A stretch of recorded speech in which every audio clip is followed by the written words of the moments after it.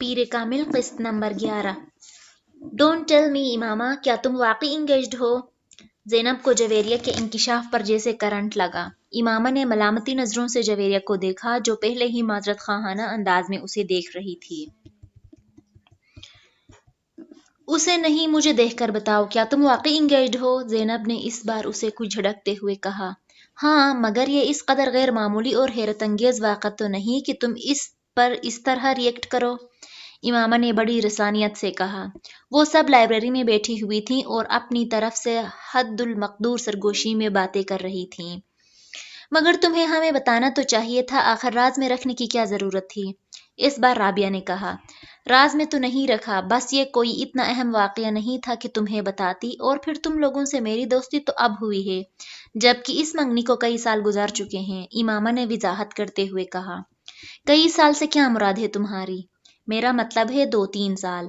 پھر بھی امامہ، بتانا تو چاہیے تھا تمہیں۔ زینب کا اعتراض ابھی بھی اپنی جگہ قائم تھا۔ امامہ نے مسکراتے ہوئے زینب کو دیکھا۔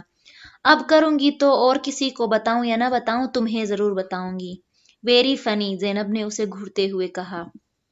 اور کچھ نہیں تو تم ہمیں کوئی تصویر وغیرہ لا کر ہی دکھا دو موصوف کی، کون، نام کیا ہے، کیا کرتا ہے؟ رابعہ ہمیشہ کی طرح ایک ہی سانس میں سوال در سوال کر ڈالے۔ فرسٹ کزن ہے، اسجد نام ہے، امامہ نے رک رک کر کچھ سوچتے ہوئے کہا۔ MBA کیا ہے اس نے اور بزنس کرتا ہے۔ شکل و صورت کیسی ہے؟ اس بار زینب نے پوچھا۔ امامہ نے غور سے اس کے چہرے کو دیکھا۔ ٹھیک ہے۔ ٹھیک ہے؟ میں تم سے پوچھ رہی ہوں، لمبا ہے، ڈارک ہے، ہینڈسم ہے؟ اس بار امامہ مسکراتے ہوئے کچھ کہے بغیر زینب کو دیکھتی رہی۔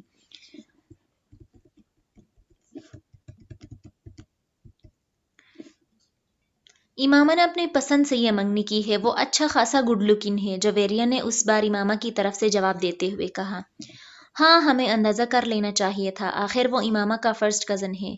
اب امامہ، تمہارا اگلا کام یہ ہے کہ تم ہمیں اس کی تصویر لا کر دکھاؤ، زینب نے کہا۔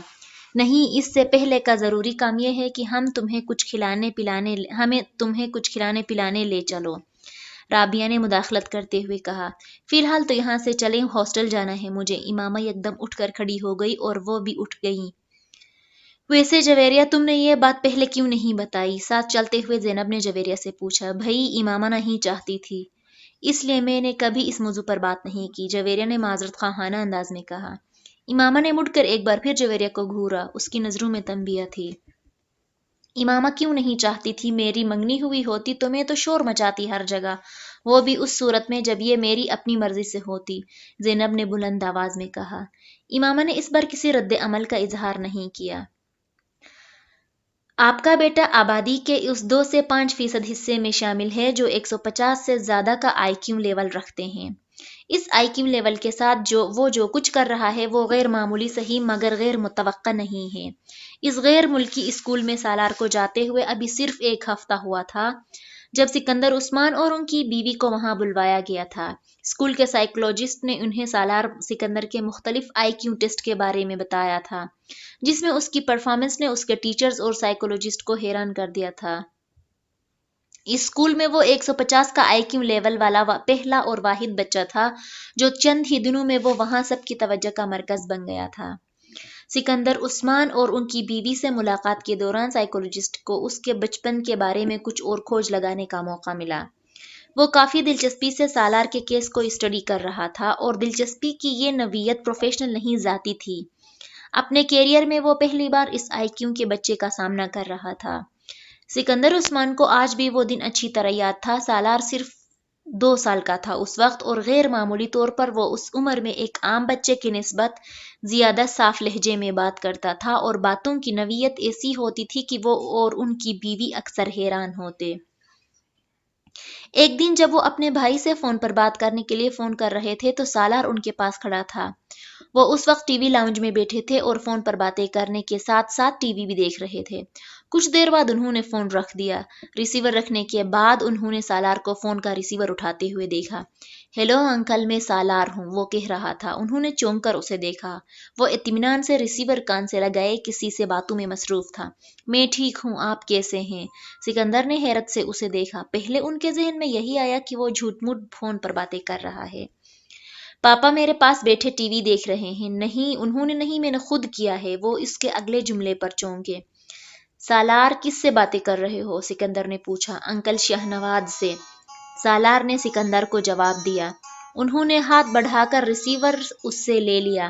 ان کا خیال تھا کہ اس نے غلطی سے کوئی نمبر ملا لیا ہوگا یا پھر لاسٹ نمبر کو ری ڈائل کر دیا ہوگا۔ انہوں نے کان سے ریسیور لگایا، دوسری طرف ان کے بھائی تھے۔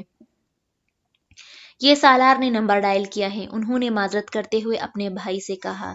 سالار نے کیسے ڈائل کیا ہے؟ وہ تو بہت چھوٹا تھا، ان کے بھائی نے دوسری طرف کچھ حیرانی سے پوچھا۔ میرا خیال ہے اس نے آپ کا نمبر ری ڈائل کر دیا ہے، اتفاق سے ہاتھ لگ گیا ہوگا، ہاتھ مار رہا تھا سیٹ پر۔ انہوں نے فون بند کر دیا اور ریسیور نیچے رکھ دیا۔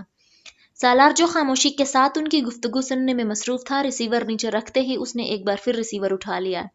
اس بار سکندر عثمان اسے دیکھنے لگے۔ وہ بالکل کسی میچور آدمی کی طرح ایک بار پھر شہنواز کا نمبر ڈائل کر رہا تھا اور بڑی روانی کے ساتھ۔ وہ ایک لمحے کے لیے دم بخود رہ گئے۔ 2 سال کے بچے سے انہیں یہ توقع نہیں تھی۔ انہوں نے ہاتھ بڑھا کر کریڈل دبا دیا۔ سالار تمہیں شہنواز کا نمبر معلوم ہے؟ انہوں نے حیرانی کے اس جھٹکے سے سنبھلتے ہوئے کہا۔ ہاں، بڑے اطمینان سے جواب دیا گیا۔ کیا نمبر ہے؟ اس نے پھر روانی کے ساتھ وہ نمبر دہرا دیا اور اس کا چہرہ دیکھنے لگے۔ انہیں اندازہ نہیں تھا کہ وہ گنتی کے اعداد سے واقف ہوگا اور پھر وہ نمبر۔ تمہیں یہ نمبر کس نے دیا؟ میں نے خود سیکھا ہے۔ کیسے؟ ابھی آپ نے ملایا تھا، سالار نے ان کو دیکھتے ہوئے کہا۔ تمہیں گنتی آتی ہے؟ ہاں۔ کہاں تک؟ 100 تک۔ سناؤ۔ وہ مشین کی طرح شروع ہو گیا۔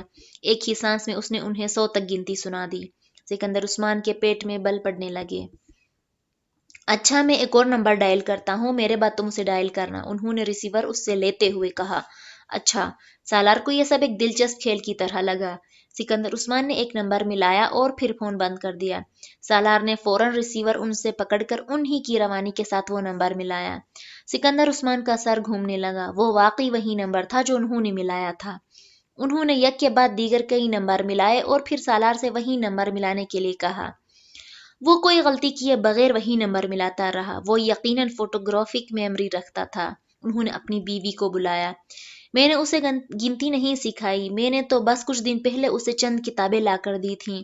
وہ کل ایک بار ایسے ہی ان کے سامنے 100 تک گنتی پڑھی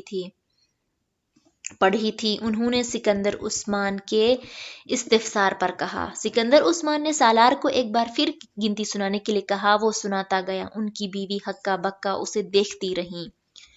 دونوں میاں بیوی کو یہ اندازہ ہو گیا تھا کہ اس کا بچہ ذہنی اعتبار سے غیر معمولی صلاحیتیں رکھتا ہے، اور یہی وجہ تھی کہ ان دونوں نے اپنے باقی بچوں کے نسبت اسے جلد ہی اسکول میں داخل کروا دیا تھا، اور اسکول میں بھی وہ اپنی غیر معمولی صلاحیتوں کی وجہ سے بہت جلد ہی دوسروں کی نظروں میں آ گیا تھا۔ اس بچے کو آپ کی خاص توجہ کی ضرورت ہے۔ عام بچوں کی نسبت ایسے بچے زیادہ حساس ہوتے ہیں۔ اگر آپ اس کی اچھی تربیت کرنے میں کامیاب ہو گئے تو یہ بچہ آپ کے اور آپ کے خاندان کے لیے ایک سرمایہ ہوگا، نہ صرف خاندان کے لیے بلکہ آپ کے ملک کے لیے بھی۔ سکندر عثمان اور ان کی بیوی اس غیر ملکی سائیکولوجسٹ کی باتیں بڑے فخریہ انداز میں سنتے رہے۔ اپنے دوسرے بچوں کے مقابلے میں وہ سالار کو زیادہ اہمیت دینے لگے۔ وہ ان کی سب سے چہیتی اولاد تھا اور انہیں اس کی کامیابیوں پر فخر تھا۔ اسکول میں ایک ٹرم کے بعد اسے اگلی کلاس میں پروموٹ کر دیا گیا اور دوسری ٹرم کے بعد اس سے اگلی کلاس میں، اور پھر اس وقت پہلی بار سکندر عثمان کو کچھ تشویش ہونے لگی۔ وہ انہیں چاہتے تھے سالار 8-10 سال کی عمر میں جونیئر یا سینئر کیمبرج کر لیتا۔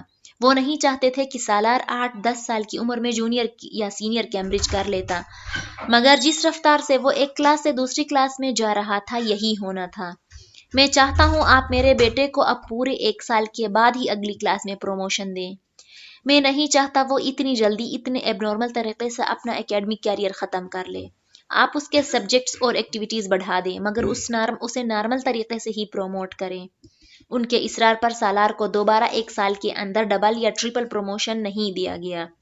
اس کے ٹیلنٹ کو اسپورٹس اور دوسری چیزوں کے ذریعے چینلائز کیا گیا: شطرنج، ٹینس، گولف اور میوزک۔ وہ 4 شعبے تھے جن میں اسے سب سے زیادہ دلچسپی تھی، مگر اس کا یہ مطلب نہیں تھا کہ وہ خود کو صرف ان 4 چیزوں تک محدود ہی رکھتا۔ وہ اسکول میں ہونے والے تقریباً ہر گیم میں شریک ہوتا تھا۔ اگر کسی میں شریک نہیں ہوتا تو اس کی وجہ صرف یہ ہوتی تھی کہ وہ گیم یا اسپورٹس اسے زیادہ چیلنجنگ نہیں لگتا تھا۔